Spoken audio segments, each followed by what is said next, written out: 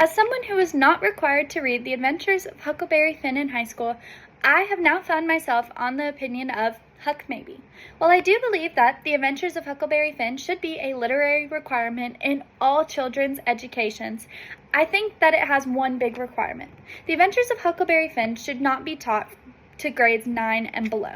I believe that any student in the 9th or lower grade does not have the emotional maturity or the literary skills to be able to digest this book in the way that Mark Twain truly envisioned the readers would.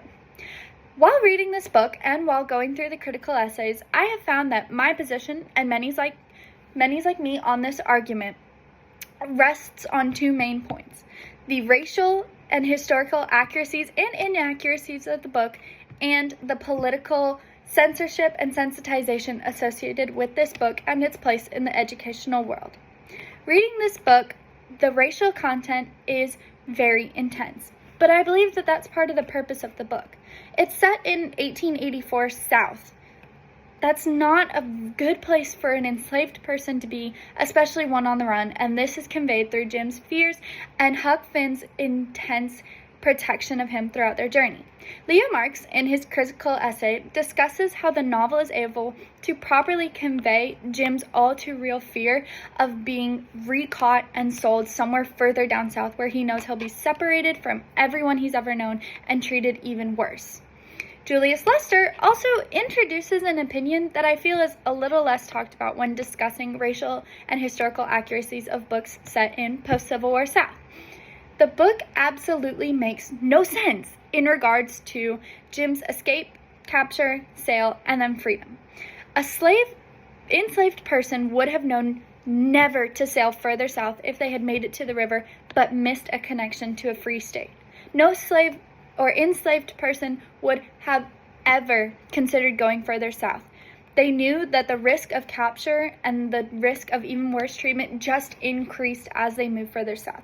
So the fact that Jim allowed himself and Huck Finn to just continue to flow down the river even further south makes absolutely no sense. Another part of Jim's freedom at the end, actually, that makes absolutely no sense is Miss Watson letting him free, even though people thought that Jim was involved in Huck Finn's murder in the beginning. In the 1880s, no white person would have been okay with freeing an enslaved person, even if they were thought to have been connected to a murder, let alone be the cause of one. This is kind of a blindside on Mark Twain's part and on the reader's part, because we want so wholly to accept the fact that somebody would have just set an enslaved person free regard to their past when that is historically inaccurate.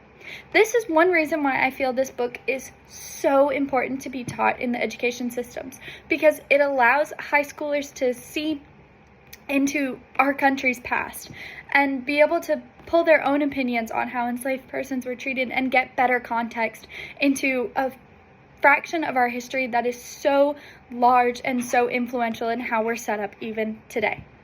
The other argument that I've really come across and kind of found more personal issue with is the political censorship and sensitization of this book.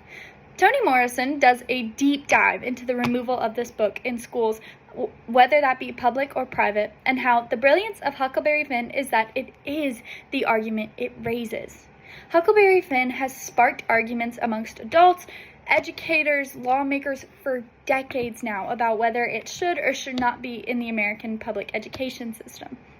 As someone who never really took a large part of herself into that argument or really took stock in what was being discussed, after reading Toni Morrison's essay and a couple of the others and reading the book itself, if we take out what's uncomfortable, we will never know uncomfortable. Being comfortable is not good. I mean, just being complacent is never how we thrive and grow as a group of people or as a population. And this book shows us an uncomfortable side of our country's history. It shows us adventure and historical inaccuracy and accuracy. It introduces us to a whole new world that some people would never even have known about. And this even goes farther beyond North America. If we ban it, other continents and countries will ban it, and no one will know what was trying to be discussed, what is a sliver of American, not only just plain history, but also literary history. Michiko Kakutani also discusses censorship being placed on the adventures of Huckleberry Finn. She discusses the beliefs and opinions of both sides regarding its censorship, which was kind of a newer and bolder take because most critics only discussed either their opinion or the opposing side opinion and tore down what they believed. Michiko was able to discuss both and integrate both into her argument of why their removal of the book was wrong, but she didn't necessarily put down one side only. She heard them both out and explained them both and then explained her opinion without making them seem less humane. And that really helped when I was starting to form my own opinion on whether this book should or should not be included in the American public education system. Now, critical essays aside, I feel there are two main components of this book that really keep its place on the literary classic shelf. And the first being the different choices of diction and the different dialects introduced in this book. As someone from the South, I'm about 20 minutes north of Montgomery, words such as yes'm, which is Y-E-S''M, and suppose, which is just S''Pose, are words that I hear in my day-to-day life. Even some of my friends in the younger generation still combine these words because it's what we grow up hearing, seeing, and being able to read this book and having that Southern dialect in my brain made reading those so much easier because it's just how they're pronounced down here. However, someone who is either not from the South or not even from the United States at all might have trouble understanding this dialect, which forces them to read and reread and comprehend literary factors that they had never even seen before. This makes us smarter, this makes us more evolved as readers, and this truly serves the purpose of what a good classic novel should, which is having to work to understand what you're reading.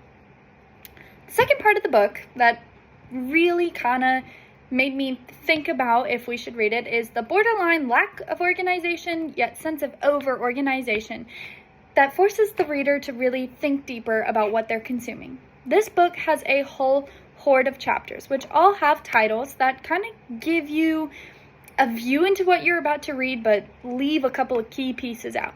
Some of these chapters I had to go back and reread 2 to 3 times because I genuinely couldn't follow the plot, but I knew where I started and where I ended. Mark Twain is a very, in my opinion, scatterbrained writer. He writes it all down and then he kind of forms a plot, and the beginning and the end are never of the same theme. I feel the same about Tom Sawyer.